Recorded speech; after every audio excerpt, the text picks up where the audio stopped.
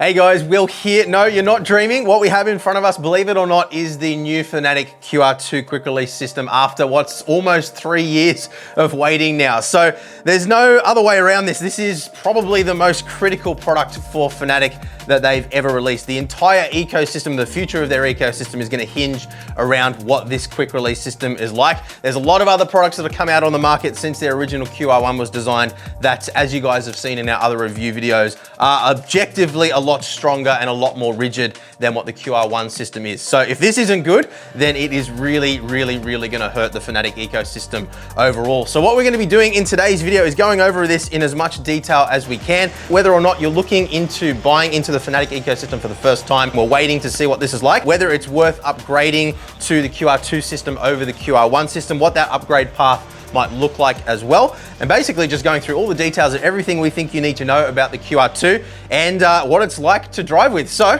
let's dive in.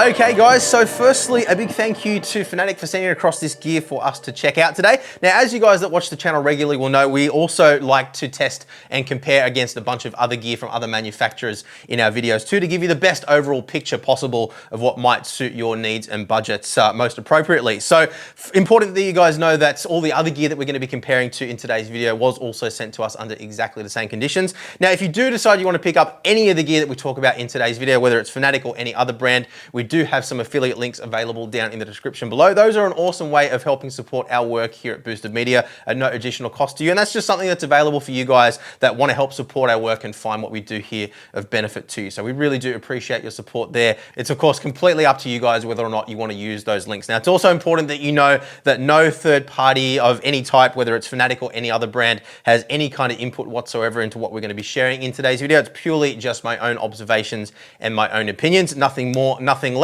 And nobody gets to see the video before you guys do as well. So we're going to start today's video off a little bit differently. Normally I would go straight into pricing, but I want to kind of set the stage here a little bit for you guys today by talking about some of the issues that I personally have experienced with the QR1 system and some of the things that we see talked about quite regularly in forums. Some of the reasons why, quite frankly, quite a few people have moved away from the FANATEC ecosystem and looked at other options while we've been waiting for this product to release, or maybe have invested in other ecosystems to begin with. So look, and I'm gonna keep this to just my own observations and things that I've experienced myself. I would always recommend you guys jump into forums and have a look around online to find as much information as you can on these things. So I've got a couple of bits and pieces here that I'm going to use to demonstrate this before we look at the QR2 in more detail. So what we have here is a motor shaft from a CSL DD or GT DD Pro, and also a motor shaft from a DD1 or a DD2. Now, the basic interface where the wheel physically connects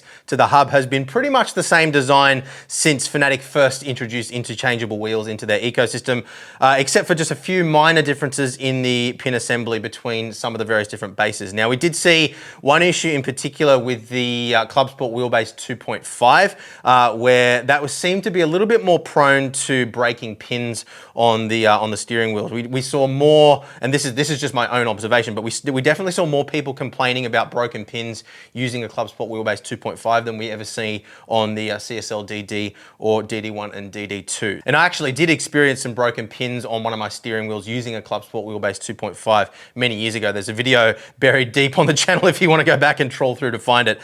But look, basically the way this interface works is you've got your wheel side part of the quick release that has a keyway on it. I don't need to go into a lot of detail on this because you guys are familiar with it already for the most part, but it slides in like that. You pull on the tab, it slides into position and locks into place. Now, it looks all well and good. To release it again, you just pull on the tab and it comes out, but there is some manufacturing tolerance on both the motor side of the stem here and the wheel side with the sleeve. So what that means is when you put the two together, if there's any discrepancy at all there, what happens is that shaft, and you can see on this one as an example when it's not clicked into place, does have a little bit of play there. You can see it's just moving around and wobbling a little bit. Now, there are some ball bearings internally there as well, which lock into the divots on the ring, but the amount of spring force that's there isn't enough to make you not able to physically move the wheel from side to side. So the impact of that is that you do feel a little bit of sensation, and it varies depending on your batch of quick releases and your batch of stems. So some people will say that they don't experience any movement at all. Other people will say that there's a ton of movement. It's just basically luck of the draw down to those manufacturing tolerances. And we've had probably 30 different FANATEC wheels come through here, probably 10 or so different bases, and every single combination is always a little bit different, but there's always some level of play there, at least in my experience. And what that play does is it introduces a couple of issues. So as I said before, you feel that little bit of wobble in the steering wheel. It can also create a horrible clunking noise as well. So it kind of sounds like that. And a lot of people often wonder what that sound is. It's actually, again, in my observation, just the quick release rotating a little bit on the shaft, and under sharp changes of direction, you can actually get a little bit of a clunking sound. And as I described earlier, what that also introduces is a little bit of movement, which can over time fatigue the pins in the back of the steering wheel. So if we look at the back of this steering wheel here, you can see that is FANATEC's standard pin assembly, which is the same on the QR2, but I'll explain how that is integrated into the design of that a little bit later on. But you can imagine if that wheel is wobbling back and forth and those pins are going into a assembly like this, if there isn't any play in the receptacle side, then over time those pins are going to fatigue and break off. And that was the issue, again, in my observation with the design of the Club Sport Wheelbase 2.5. It had a different pin assembly which didn't allow the pins to actually wiggle around in the receptacle side, and what that meant is that they would fatigue a lot more quickly. I haven't actually seen anybody complain about broken pins myself on a CSL DD or a DD1 and DD2 because of that difference in the design there that does allow a little tiny bit of play there.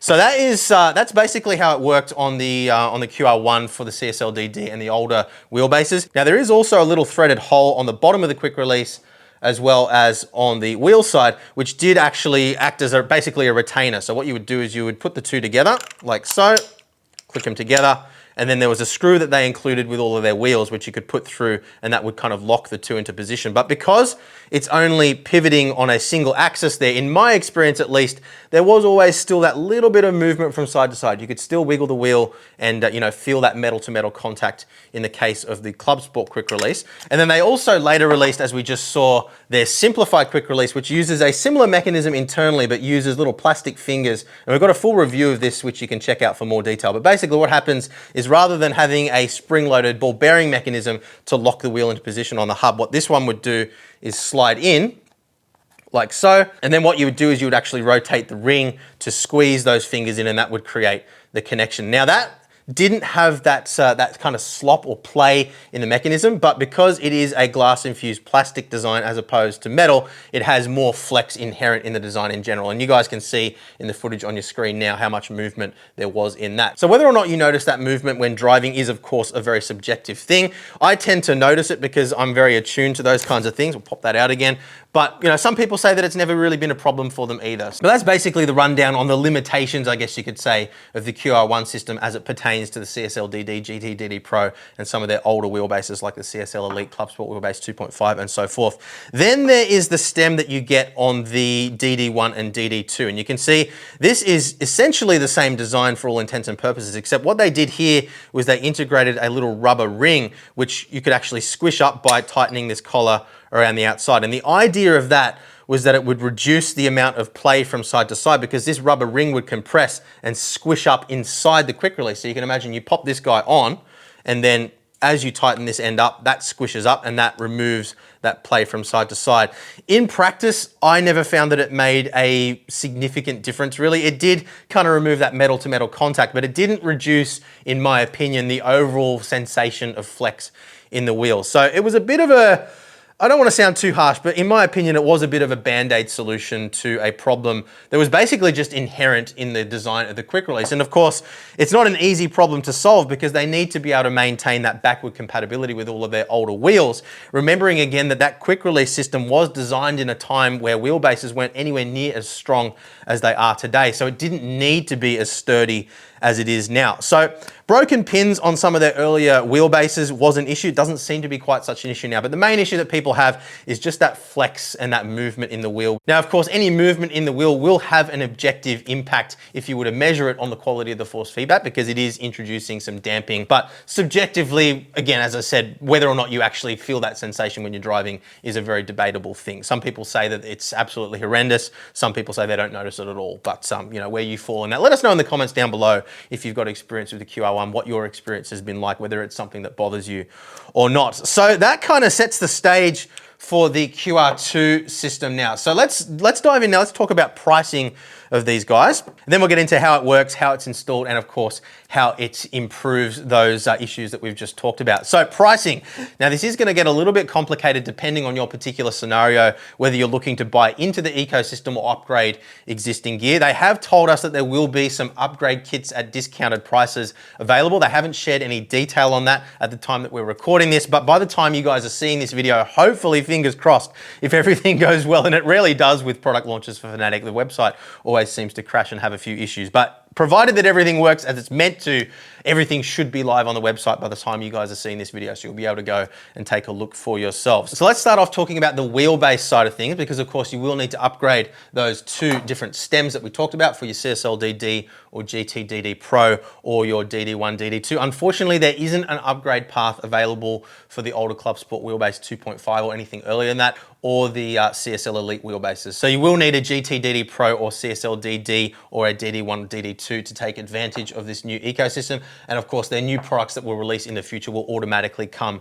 with the new stem. But my understanding is that at least for a period of time, we believe 1 to 2 years, if you do buy any future bases that come out and you want to integrate it with your older QR1 system, say you don't want to upgrade every single wheel that you have, for example, there will be some sort of a downgrade path available too. I'm not sure exactly what that's going to look like, but I'm sure they'll share the details and we'll be able to share more on that into the future. So if you already own a DD1 or a DD2 or a CSL DD or GT DD Pro, you are going to need to purchase a upgraded shaft to bring you into the QR2 ecosystem. We unfortunately at the time of recording this only have European or US pricing, although as I said before, by the time you're watching this, hopefully all the products will be live on their website and you can see for yourself the pricing anyway if you're in one of those other regions. But if you're looking at upgrading your DD1 or DD2 wheelbase, you're going to be looking at the Type M adapter, which comes in at €149.95 or US dollars. If you're looking at upgrading your CSL DD or your GT DD Pro, you're going to be looking at the Type C adapter, and that comes in at €69.95 or US dollars. Now, flipping over to the wheel side, there's actually going to be 3 different quick releases available depending on how much you want to spend and what type of wheel you're going to be mounting it on. Now, for the most part, they are cross-compatible or interchangeable, just with the exception of the light version. That will have the exception of not unlocking the high torque modes on the DD1 and DD2. So if you're running on a DD1, DD2, you will want to stick with the either standard QR2 or the Pro QR2. So what are the differences? The QR2 Pro, that comes in at €199.95 or US dollars.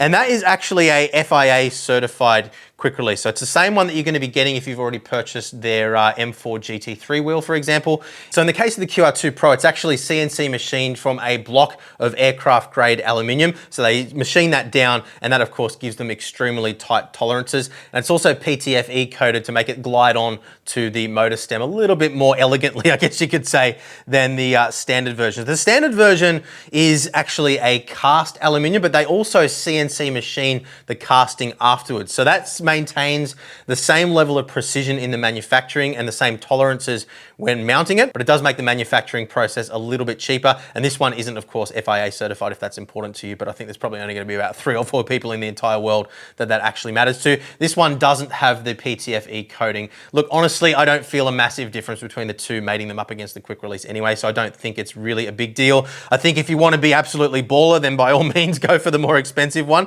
As I said before, the M4 GT3 wheel will be coming with this one moving forward, and those who have already purchased that wheel will be receiving the Pro version in the mail. But the standard QR2, that guy comes in at €99.95 or $99.95 US dollars, so half the price pretty much of the Pro version. So pretty significant saving there for, you know, no real difference in the overall driving experience other than just the aesthetics and that slight difference in how it feels sliding on and off. So then we have the QR2 Lite adapter. Now this guy comes in quite a bit cheaper than the standard. This comes in at €59.95 or US dollars. And this is going to be compatible with all of the interchangeable quick release models within the CSL Elite range or CSL range, as well as the Club Sports F1 Esports V2 wheel, which also has that interchangeable quick release. So if you're wanting to purchase the cheaper one for the other Club Sport Series wheels, like the V2.5 Formula wheels, for example, and of course the Podium Series 2, you will have problems because of this little plastic tab here, which is designed to enable or disable the high torque mode on the DD1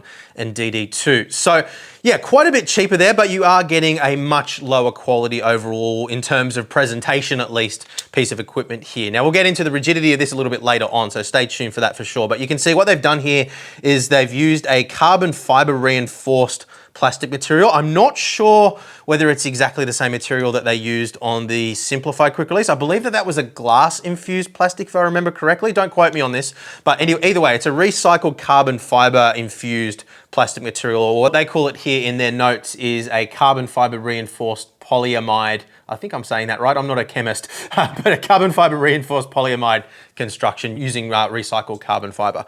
So yeah, you can see that they've put a lot of work into this, and they actually tell me that it was this version of the quick release which held up everything basically, because they were coming back and forth and you know, really trying to make this as rigid as it could possibly be. And you can see they've got all these plastic ridges throughout the entire thing here to try and give it as much reinforcement as it possibly can have. It's got the same mechanism in here as well, as you can see. It does definitely sound a little bit more plasticky and toy-like compared to these guys.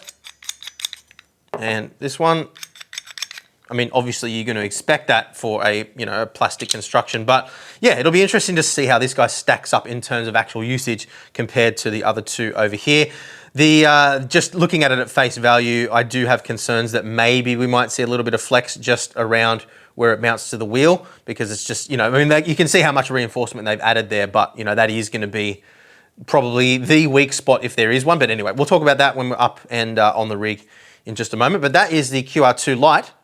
There you go. Now, my understanding, and by all means jump on their website, by the time you guys are seeing this, as I said, this all should be live on their website, so you'll be able to see for yourselves. My understanding is that if you buy a CSL series steering wheel, you'll have the option at this point of choosing whether you want to have the QR1 simplified quick release like what you see here, or the QR2 Lite quick release. You should have the option of the two without there being any additional cost if you want to go with the QR2. Likewise with the Club Sport series, again, you'll have the option to choose whether you want the QR1 or the QR2, but I don't believe it's going to cost any extra for the adapter. But again, that's my understanding recording this ahead of time, so just jump on their website and fact check that one. Now, the other quick thing to be aware of here in terms of compatibility when it comes to the wheel side is that this upgrade path is only going to be available for the V2 style wheels that have that interchangeable quick release. So just to give you an idea here, you can see on this particular Universal Hub V2, we've got bolts that allow us to remove the quick release, which is basically just this part here that you guys saw earlier. On some of the earlier V1 wheels, and they did transition across from this a number of years ago now, so this shouldn't affect the majority of you guys, but if you do have any old legacy wheels that are designed like this with the quick release actually integrated into the hub, unfortunately there isn't going to be an upgrade path available for those wheels. So if you do have a bunch of these wheels and you are looking at upgrading, I would recommend trying to sell them as quickly as you can before this new QR2 system really catches on and starts becoming mainstream, because the value of these wheels will drop, in my opinion, pretty quickly once FANATEC products are actually shipping with the QR2 as the default stem on their motor shaft. So yeah, just be aware of that too. But look, I think that's pretty much everything you guys need to be aware of in terms of pricing and compatibility. As I said earlier, there will be some discount packages and upgrade paths available. We don't have the details on those at the time we're recording this, so just jump on their website to make sure that that is all clarified for you. So for the time being, if you're buying a FANATEC wheelbase, it will still be shipping with the QR1 style stem, but at some point over the next 1 to 2 years, they will transition across so that all the bases that they're selling will come pre-installed with the QR2 style stem. I don't have any more details on exactly how that transition is going to look and you know, at what point you can expect to start receiving that, but I'm sure that they'll communicate and make that clear through their own communications as well. But as it stands right now, if you buy a steering wheel, you'll have the option of choosing whether you want to have a QR1 or QR2 on the wheel side. If you're buying a wheelbase, it will still come with the QR1 stem, so you will need to purchase the QR2 as an optional upgrade on top of that if you wish to use the QR2 ecosystem. Okay, so there was definitely a lot to get through there in terms of how upgrade paths and things are going to work. So hopefully you're still with me. We're going to get into the juicy stuff now and explain exactly how this quick release works and what makes it different from what we've had in the past. So this is the motor side part of the shaft, and as you can see, it plugs in exactly the same way as the previous QR1 did. Plugs into the USB-C port internally, and I'll run you through that process a little later on. And then for your DD1, DD2, you can see again, this is the shaft that comes as standard,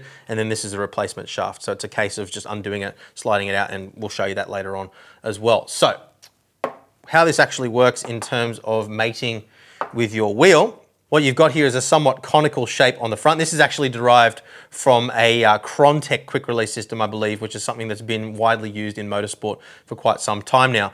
And then on the wheel side here, you've got a matching conical shape in this CNC machined area here, remembering again that they are both CNC machined. It's just that this is CNC machined cast aluminium, and this is CNC machined entirely from a billet block, as we described before. But you've got these two rods here, which are spring loaded.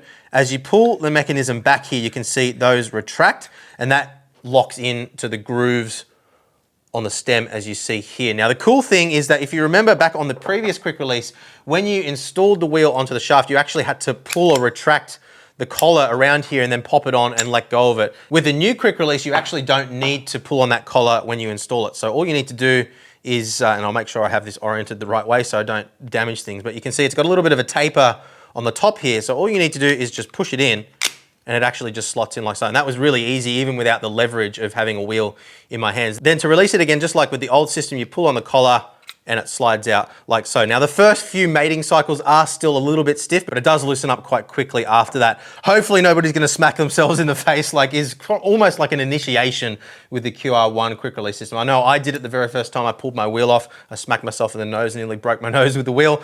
If you've ever owned a FANATEC wheel with the Club Sport QR1 quick release, you know exactly what I'm talking about and have probably done the same thing. So that's the basic concept on how it works. Now in terms of the electrical interface, you may have noticed that internally here, the pin assemblies are actually identical, and that goes for the DD1 and DD2 version as well. So it's actually really clever what they've done here. They've allowed the same pin assembly to actually interface so that you don't need to change any wiring or anything like that on the wheel side. Now there is a little plastic adapter which you will need to change on the back of this, and we'll show you that when we get into the assembly process in just a minute. But you can see internally the pin assembly is exactly the same.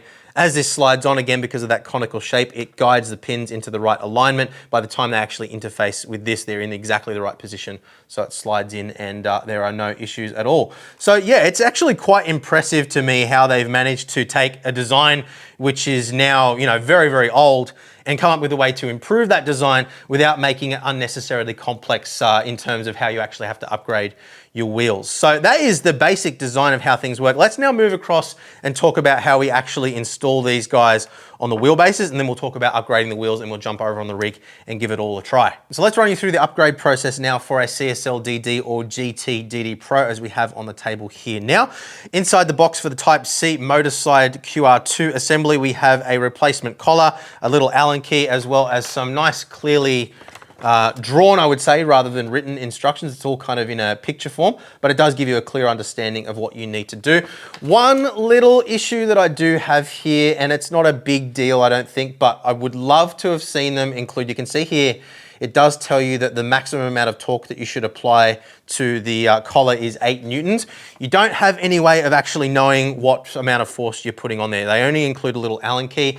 I would have loved for them to include a little torque wrench like this little guy here. This actually came in the box with a bike that I bought for my little boy a couple of weeks ago, and I was really impressed by it. You can see it's just got a little gauge here, which allows you to go all the way up to 10 Newtons. So I'm probably actually going to use this to install this. Now, the reason why I call that out as being important is we have seen, and I haven't experienced it myself on either of my CSL DD or my GT DD Pro, we have seen a few instances of people finding that the motor shaft actually works its way loose over time, slides out from the assembly, and the USB-C connection in the back disconnects, and that can cause the wheel to disconnect and become unreliable inside the game. So look, I do think they probably are going to see a few extra warranty claims or customer service inquiries from people that are having issues with disconnections after they've tried to do this upgrade, simply because people are going to either be over or under torquing this, you know, trying to guess what 8 Newton meters feels like. But anyway, that is what it is. So let's actually go through this process using the tools they provide, and then I'll check it at the end with that torque wrench. So what we're going to do is we're going to undo the little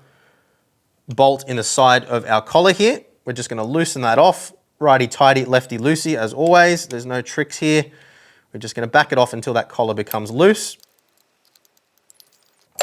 And you can see now that collar is completely loose. It's just spinning around freely. Now, you want to grab the back of the base and literally just pull directly out on the shaft. You can see that is how you remove the QR1.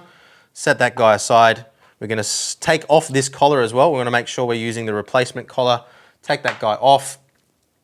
Loosen the little bolts on this guy, so it slides on nice and easily.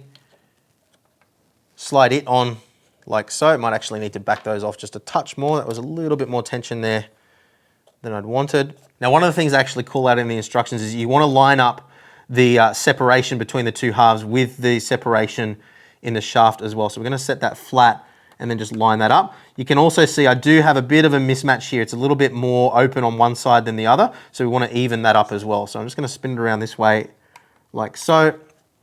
And I'm just going to, actually I'll go this way, and I'm going to loosen this side off as well, just so we're starting with a nice even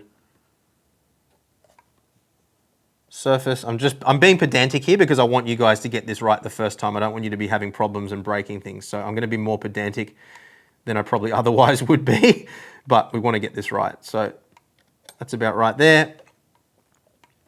And then we should be able to just remove the little USB-C cap, the little plastic cap over the connection that exposes the USB-C connection. And then we're going to simply just slide this on, making sure that we align the keyways here on either side. You can see there's little parts that stick out on either side. They're going to line up with the gap in the middle. So simply slide it into position, click it in like so, and then we're going to tighten this down evenly on both sides. So we don't want to end up with it askew. So I'm just going to go, remember I started from a pretty even point here. I think both my sides are pretty even, just looking at that. I might actually do a couple of turns on this side first. So we go one tighter there, and a little bit tighter on this side. What we do on one side, we kind of want to replicate on the other.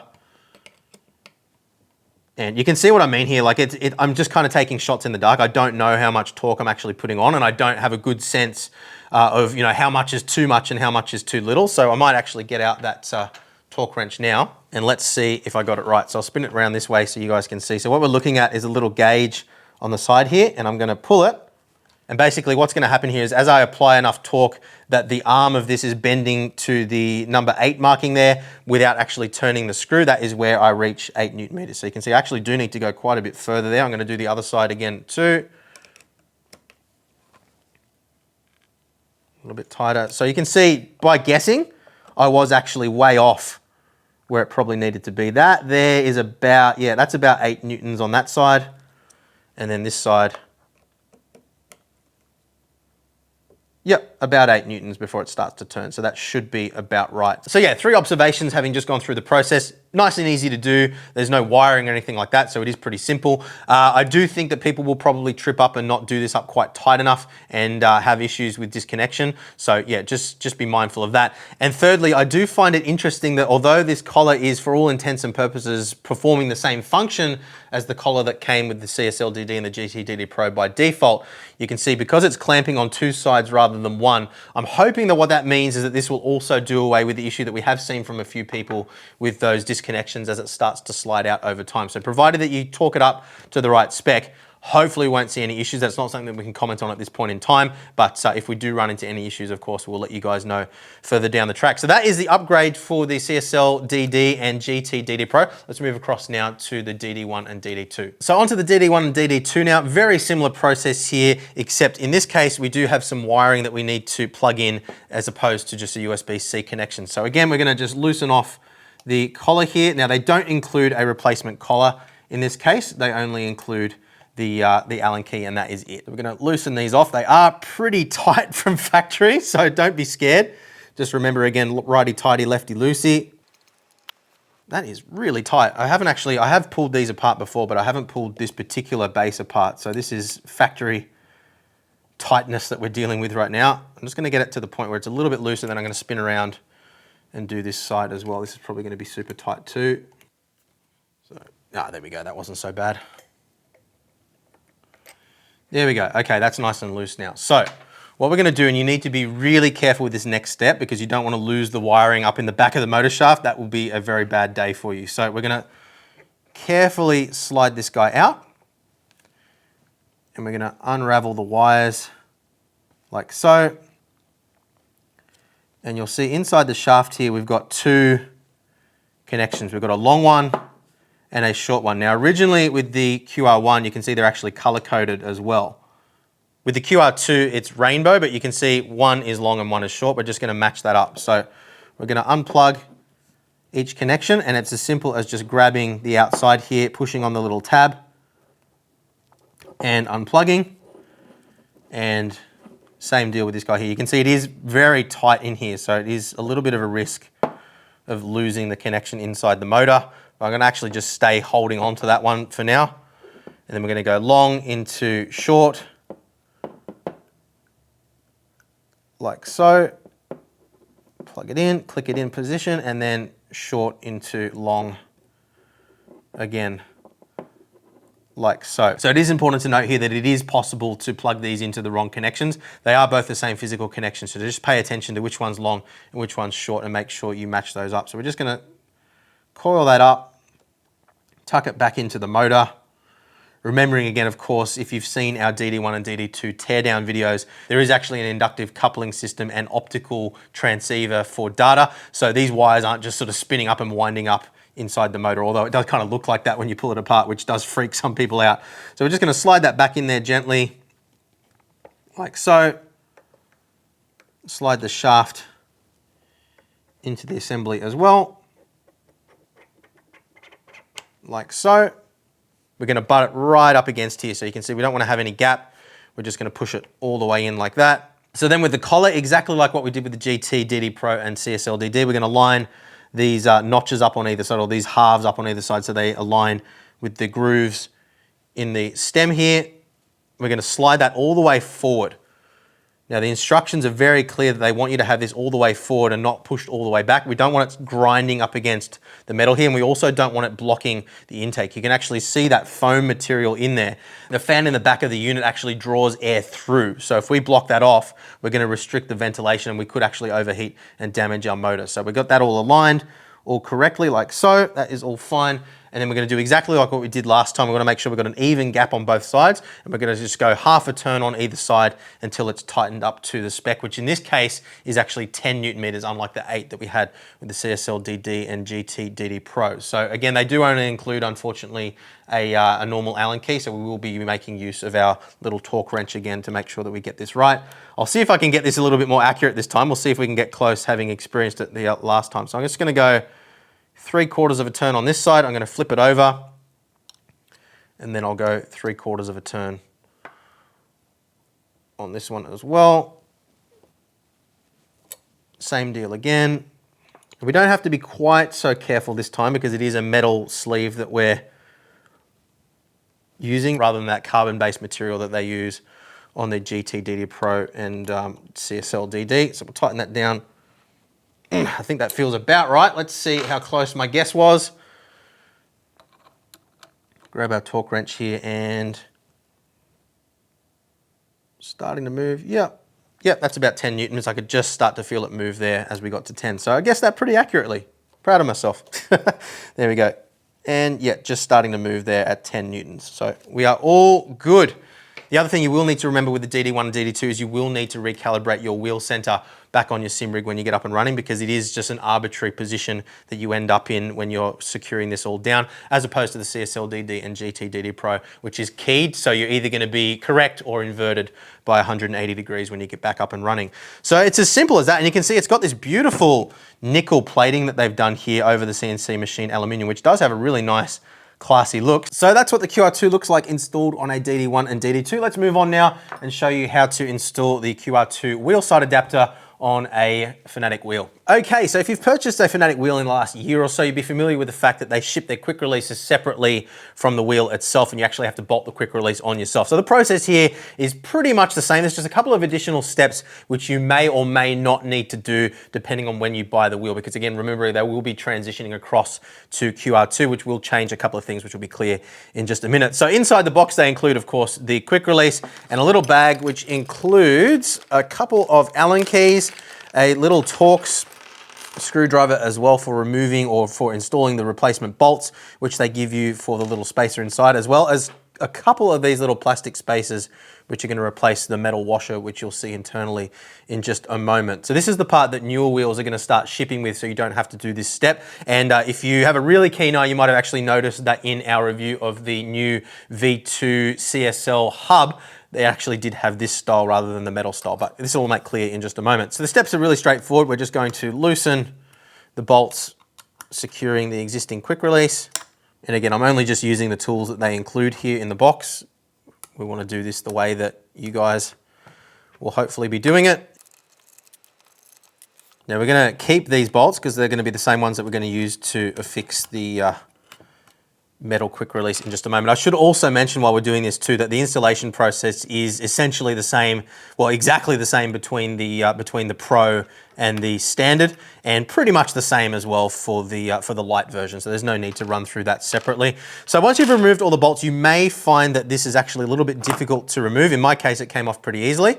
And on this particular wheel, you can see there are actually two plastic locating tabs. On some other wheels, like the for example, the podium hub that we have here, you can see that actually has 6 bolts rather than the 4 that we have on the Formula style wheel, but the process is the same. It's just 4 bolts instead of 6. So this exposes what I was talking about before with that little metal spacer. So what we're actually going to do now is we're going to remove these 4 bolts, remove this metal spacer, and then replace it with the plastic one. That's just going to make sure that the surface is made up correctly in the QR2 mechanism without putting any excess strain on the pins. Another thing I will mention here quickly as well, if I spin the wheel around, you will notice that one pin is a little bit shorter than the others. That is intentional. There's nothing broken on your wheel, so I thought it was a good opportunity to just call this out. The reason they do that is so that the power connection actually happens last. So all the data pins go into place, and then the power connection is the last thing to connect so that you don't get any weird communication errors or anything like that. So if you see one pin that's shorter than the others, don't freak out. It is completely normal, and it's like that on every single wheel. So what we're going to do now is take the other Allen key included in the kit, and again, just loosen off these bolts. And unlike with the bolts around the outside, these ones we are actually going to replace with the new ones that they include inside the kit, because the spacing is a little bit different. So that is fine. So that is now removed. And then what we're going to do is just remove the little metal spacer, and then we're going to grab the plastic spacer, place it on top there, and then take the replacement screws, not the original ones. You can see these, if we hold them up side by side, that is the difference between them. So these ones have this flat area to go through the plastic so they don't chew up the plastic. So we'll thread those in quickly. Now there are only 4 of these. There is one that is not going to be populated. You'll notice, you might have noticed when we had this off earlier, there isn't actually a threaded hole in that one position. Not sure exactly the reason for that, but it is what it is. We take our Torx screwdriver, and what I like to do is just go loosely in opposing directions, just to make sure that everything's perfectly aligned and there's not any twisting force on any cables or any pins or anything like that. So loosely down into position to get everything located correctly. And then on the last one, you can crank it down. So we'll go crank, and then we'll go opposite sides. So crank that one down, crank this one down, and then crank this one down. And then just go around once more just to make absolutely sure they're all tight. Yeah, it doesn't need to be crazy tight or anything like that. And that's the more fiddly part of the installation done. Then we just take our new quick release, and again, it doesn't matter which one of these you're going to be using. The process is exactly the same. We're going to use the standard one in this case. Now it is keyed differently here, so you'll notice the top is a little bit wider than the bottom, and that will match up with the cutouts or extrusions on the back of the wheel. So we're going to just line that up like so. Locating pins in this case will align it correctly. If you're mounting it to a wheel that has the 6 bolts, then obviously you're just going to need to twist it and line it up. And then we just replace the existing bolts back into position. Tighten them up. Again, I like to go on opposing sides just to make sure that nothing is getting twisted. A little bit awkward just because of the angle. You can go in from the side if you want to, but because these have got the ball ends on them, you can tighten them on an angle, which makes it just a little bit easier to get them down initially. And once they're all in position, we're just going to go around with a little bit more leverage. Doesn't need to be crazy tight. There's no torque spec on these, I don't believe. So just do them sensibly tight, but not over tight.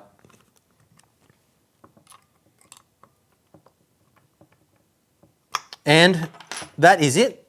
The new quick release is installed. And I actually really like the black. I think it just kind of blends in nicely. So anyway, that is what it looks like installed on the wheel. Let's jump over onto the rig now, talk about the actual interface between the two, discuss any flex or movement or twist or noises or anything like that. Then we'll get in and do some driving and wrap everything up with our conclusions. So we've arrived here at the moment of truth. Now this is literally the first time that I've plugged a wheel into a base with the QR2 system. I wanted to do this as a genuine first experience thing, just to sort of capture my my impressions as raw as possible for you guys. But before we plug it in, let's just quickly have a look back at what the exact same scenario looked like with the QR1 with the same type of wheel. As you can see here, there is a little bit of movement in the base itself mounted on the wheel deck. That's not what we're paying attention to. What I want you to pay attention to here is the relative movement between the wheel and the base itself. In terms of perception, what you're feeling is that little bit of rocking in the steering wheel, that little bit of metal to metal contact with the sides of the shaft. There is also that issue in driving as well, where you occasionally feel that clunk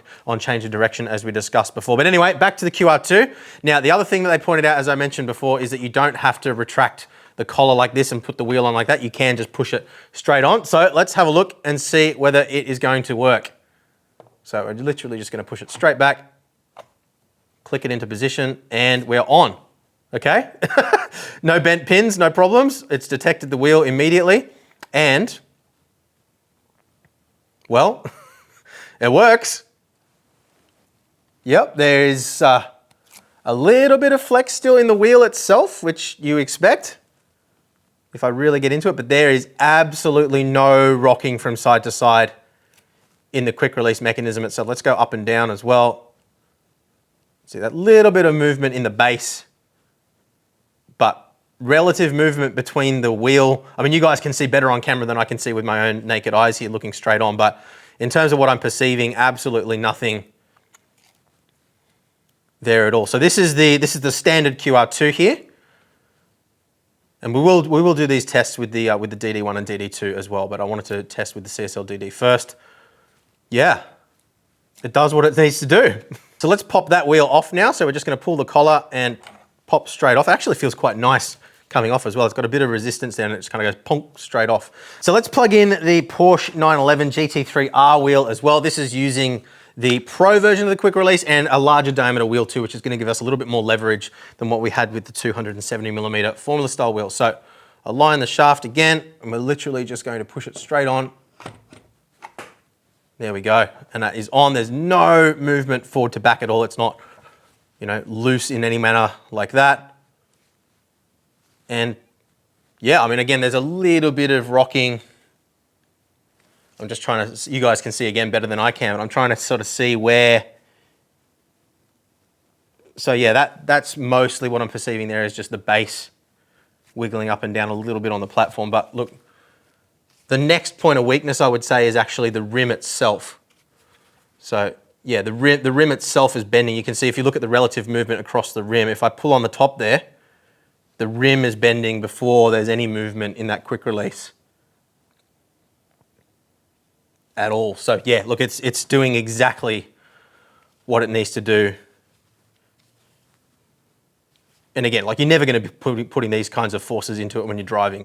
Okay, so time for the QR2 Lite now on the CSL DD and GT DD Pro. Let's just quickly go back and take a look at what the simplified quick release QR1 looked like in terms of flex. And now let's plug this guy in. So we'll pop it on exactly the same way. Remembering again, we don't need to pull on the collar. We just pop it straight in. Clicks in relatively nicely there. No need to tighten up any collars or anything like that. So that's already a significant improvement, but that is absolutely night and day compared to what it was before. There is still a little bit of flex there, and that appears to be just in the mating surface of the wheel itself. I am going to actually test this quick release on a more solid rim as well, just to see whether there's any flex inherent in the quick release itself, because it's a little bit inconclusive here. Obviously, you guys can see that there is still quite a bit of flex in the wheel, but it feels like, just looking at it, most of that is coming from the wheel itself. It's just hard to tell whether it's where it actually bolts on, whether it's these plastic bits here that are bending or whether it's the rim itself. So I realized when I went to install this on a more rigid wheel that because of that little plastic tab to disable the high torque mode on DD1, DD2, you can't actually install it on a lot of those rims. So what I've done is the next best thing here. I've installed the standard version, the metal version, on the same rim. So what we can do now is we can put this guy on and have a look and see whether there's any tangible difference between the two. So I'm perceiving, and again, you guys have a better picture of exactly what's going on here than I do because you've got the camera angle that gives you a better look. But to me, in my perception and what I'm seeing with my eyes, the amount of flex here feels about the same. So I do actually think that it's the plastic housing on the wheel itself that's got that bit of flex in it rather than the quick release itself.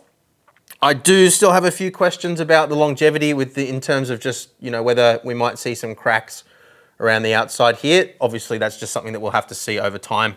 But the important thing here is that this is a transformative experience. If you've got a wheel that has the simplified quick release, then this definitely will greatly improve the feeling of the wheel overall. And there's a few knock-on effects from that as well in terms of how the force feedback is actually relayed through to your hands. So let's move on now. Let's take a look at the DD1 and DD2. So for the DD1 and DD2 owners, just want to quickly run you through the same process. Again, I don't expect this to be any different whatsoever. We might see a little bit less flex in the shaft itself than what we get on the CSL DD because there is a tiny little bit of movement in there. But anyway, let's plug it in. So we'll do, I feel bad putting it on this nickel plated. It's so shiny and beautiful. But anyway, let's see if we can scratch it. Okay, that actually does have a more satisfying click to it when you put the wheel on. One of the things that I wasn't a huge fan of with the other one was that it didn't have that clunk when you plug it in. It's just different. It's not a problem, but that actually was a little bit more satisfying. I'll do it again in just a minute, but let's enable torque here, and that is absolutely rock solid. Yeah, I am actually feeling a little bit less movement overall with this than what I did on the CSL DD. I'd say that's, again, just down to that flex in the shaft itself. But as far as the quick release is concerned, yeah, there's nothing going on there at all. That's absolutely solid. Let's just spin that around so it's not trying to fight me all the time. But yeah, you can see the base moves up and down a tiny bit as I really pull up and down on the wheel. But yeah, there's no flex in that shaft and the quick release at all. You can see a little bit of movement in the wheel once again, but that is absolutely solid. I'm just going to chuck the Club Sport wheel on quickly too for you guys, just for the sake of completeness. So we'll plug that in. Actually, did it damage it at all? No, there's a little bit of a scuff there. Yeah, so it is gonna show signs of wear over time, unfortunately. But I mean, that's gonna happen. Let's plug this guy in. Yep. So that's in. And yeah, same deal. No movement there at all. That is just as solid as any other quick release that I've ever used. I'd put that right up there with my Zero Play quick release, the VRS quick release, for example, which uses a similar Crontek style. The Acertech quick release is really solid as well. The CMQ SQR as well, that's really solid. But yeah, this is every bit as good in terms of rigidity. So just for the sake of completeness, let's chuck the QR2 Lite on the DD1, DD2. Just keep in mind here that if you are using the QR2 Lite on a DD1, DD2, you will be limited to low torque mode, not a limitation on the GT DD Pro or CSL DD. So let's put it on in exactly the same manner. I don't expect to see any significant differences here, but just so you guys can see for yourselves. But yeah, exactly the same observations as we had with the CSL DD. A little bit less overall perceivable flex because we don't have that little bit of movement in the shaft, but otherwise pretty much exactly the same. Okay guys, so if you're still with us, this is the point in the video now where I'm going to share my subjective opinions having used this product for a couple of days now. So we are planning on doing some more extended testing over time, of course, and we will of course let you guys know if we do run into any unforeseen issues.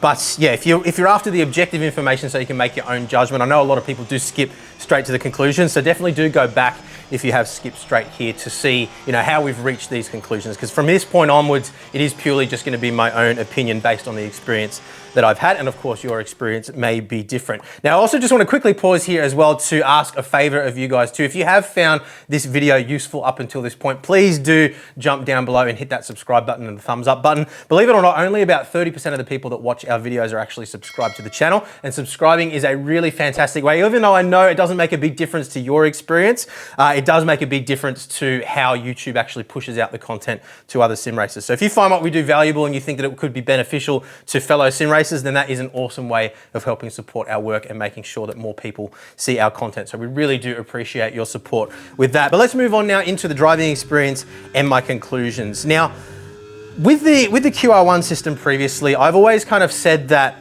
you don't notice the flex necessarily when you're driving, but it is definitely there if it's something that you pay attention to or look for. Now, that has always been a reason why I've said, even though FANATEC does have a really well-established ecosystem, they've got a really large and mature selection of wheels, they've got really good compatibility with consoles, and just general ease of use is generally pretty good with FANATEC compared to a lot of other brands that we've compared with over the years. That QR1 and the flex that's present there has always been a reason why I've sort of said, maybe you guys should look elsewhere if that's something that you think is likely to bother you. So I think the big question for me going into this was, does this new QR2 system do away with that issue entirely? Is that no longer a reason to consider another brand if you're happy otherwise within the FANATEC ecosystem? So that's really where I've been paying the majority of my attention in terms of what I was looking for in the driving experience. And I'm happy to say that honestly, across the entire board here, with all three of the wheel side quick releases and both of the CSL DD, GT DD Pro and the DD1, DD2 motor stems, it absolutely has improved it to the point where I would put it on par with, say, the likes of the VRS, the Zero Play quick release, the Moza quick release, Sim Magic quick release, which have always been, in my opinion, the best in the market when it comes to OEM quick releases at least. This absolutely does put it on par with that. I would say that the light version is more likely to have issues over time just because of the nature of its design. As I said, we haven't done long-term testing on this guy yet, so I can't really comment on that. We haven't run into any problems so far, but I do have a few concerns just about the potential of cracking around where these bolts are, because even though there is a lot of reinforcement there, it's nowhere near as strong fundamentally as what you have with the metal versions of the quick release. We'll find out over time. I'm sure a lot of people are going to buy this one, and this is something that's going to be shipping with all of their CSL wheels, into the future as well. So if there are problems, it's going to become very quickly apparent. But look, the build quality on this guy, it is nice and strong, it is nice and rigid, and it definitely does make a more than noticeable improvement on the driving experience. You guys can see for yourself in the driving footage, how much the wheel was moving previously compared to now, and how that manifests itself in terms of the actual driving experience. You do feel more granular detail in the force feedback. You do feel more connected to the car overall, and those are both things that, if you're paying a lot of money for a direct drive wheelbase, you want to be getting as much detail as you possibly can. And I did honestly feel an improvement in the granular detail in the force feedback across the board with all three of these quick releases. I was wondering whether it would be different on this guy, but I can tell you that when I switched between the light version and the standard version on that P1 wheel, there wasn't really a discernible difference in the amount of flex or the detail that I was feeling whatsoever. So I think it's as simple as saying that the quality of the light version is about on par from what you would expect from one of the wheels in the CSL range anyway. So I'd say that it's it's well designed, but definitely doesn't have the same user experience or quality of feel. Just little things like retracting the collar, for example, just feel more clunky on this than they do with the metal versions. But you expect that for such a significant drop in price. The important thing though is that it is far, far, far more rigid in terms of what it communicates through to your hands in terms of force feedback compared to the QR1 Lite. So definitely a significant improvement. Now when it comes to the metal ones, look, really not a whole lot to add on what we've already covered earlier on in the video. There is no difference, at least to me and what I feel, in the force feedback between the Pro version and the standard version. The Pro version does feel that little bit nicer to slip on due to that PTFE coating that we described earlier. But in terms of the actual driving experience, once it's made it up to the stem, no difference at all, no additional flex or anything like that. So I'd stand by what I said earlier on the video. If you want to be completely baller and just have the best of the best, then by all means get the Pro, but don't expect that you're going to be getting a significantly different experience with the Pro over what you get with the Standard. So in my opinion, the Standard is probably what you should be spending your money on as opposed to the Pro for any wheel within the Club Sport or the Podium range. Maybe just if you're stepping up to something like the Porsche GT3R wheel that's a lot more expensive, you might want to consider spending the extra for something like this just so it looks the part. But really, other than aesthetics, there's not a significant difference between the two. So across all the tests that we did, the biggest improvement was between the simplified quick release and the new light version. That was where we saw the biggest difference in the driving experience. That said though, there was still a very significant and noticeable improvement with both of the metal quick releases. Again, remembering that the experience between the two of them in terms of what it's like to drive with is identical. So no real reason, no compelling reason anyway to upgrade to the Pro over the Standard. But comparing that to the old Club Sport quick release, it does do away with that metal to metal clicking sound. It does do away with that clunking sound that you get on rapid change of directions with this guy too. And even with the retainer screw installed, I did personally find with these old stock quick releases, there was often still a little bit of rocking from side to side that you could notice if you really paid attention.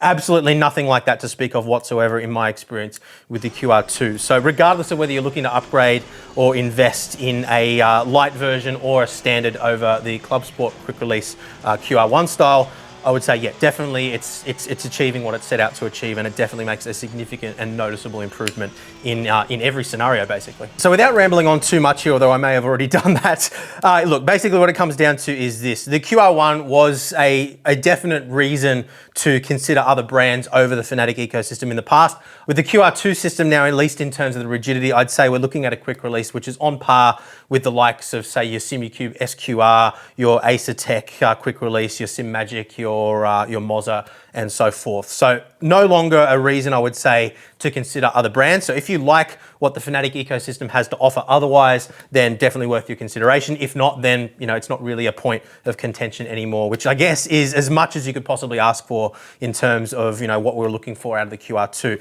But all that said, there were a couple of observations, a couple of areas that I felt like maybe things could be improved a little bit. A lot of this is pretty fine nitpicking, but we need to be fair. We do that to other brands, so we're going to do it to FANATEC as well. So let me take you quickly through the list of negatives, I guess you could call them. Nitpicks is probably more of an accurate term. So the first one is it doesn't have a particularly satisfying click when you push it onto the base. I'll let you have another quick listen now.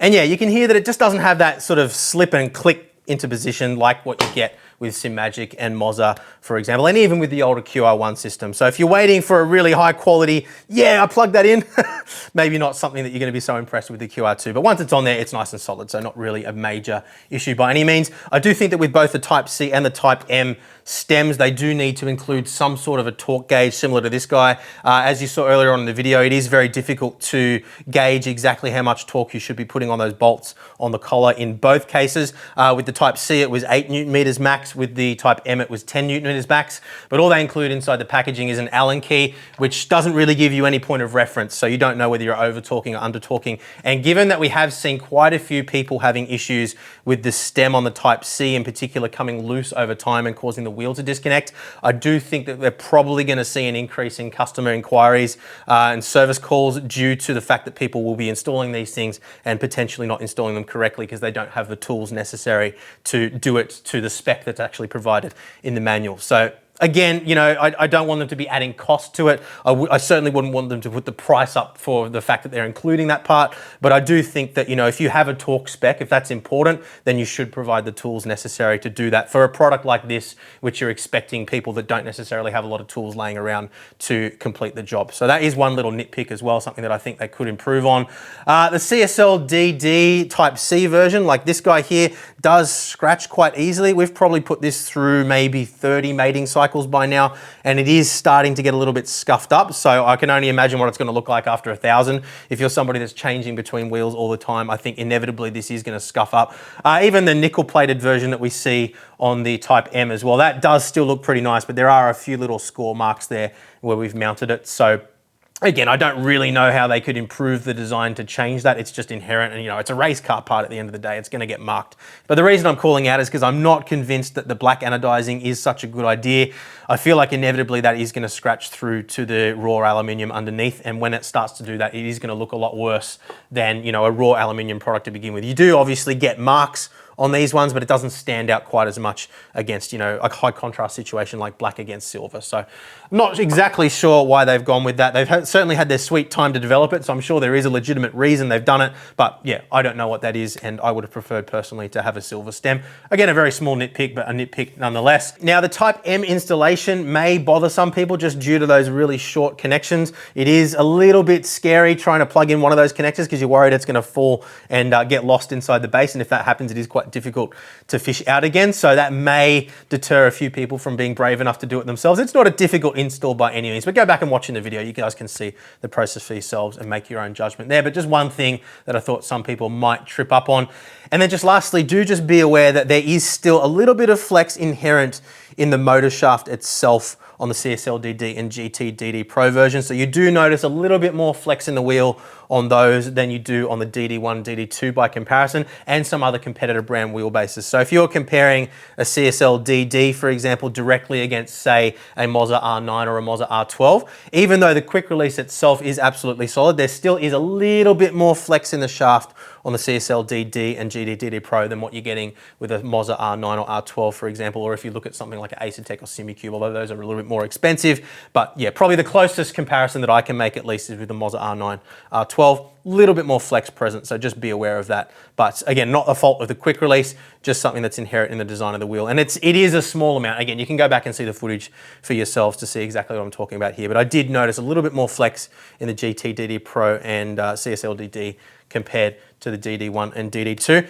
And that is everything that I can possibly nitpick based on my experience so far. As I said earlier, it is still early days for this product. We'll obviously have to see how it stands up against the test of time, and do definitely let us know in the comments below. There's obviously going to be a ton of people that end up having their hands on these products, so share your experiences down in the comments below so that people watching this video can be better informed than just my own opinion. But having said that, I really hope that my opinion on this product has helped you guys out, and that all the tests and processes that we've taken this through have been valuable to you guys. So if they have, please do hit the thumbs up button. As I said earlier, please do also consider subscribing to the channel as well, so you don't miss out on future videos, and so YouTube knows to show this content to other people that might be looking to getting into sim racing. And if you do decide you want to pick up any of the products that we've talked about in today's video, remember as well, we do have those affiliate links down below. Those are an excellent way of helping support our work here at Boosted Media if you find value in what we do. So really do appreciate your support there. And if you have any questions at all, please do let us know down in the comments below. I'll do my absolute best to answer as many of those as possible. And if there's any recurring themes, we might come back and do a bit of a follow-up video as well if there's anything that we've missed that you guys raise in the comments. But thank you very much for watching as always, guys. And I'm going to go get some sleep now. It's been a long week. We'll see you again very soon. Bye.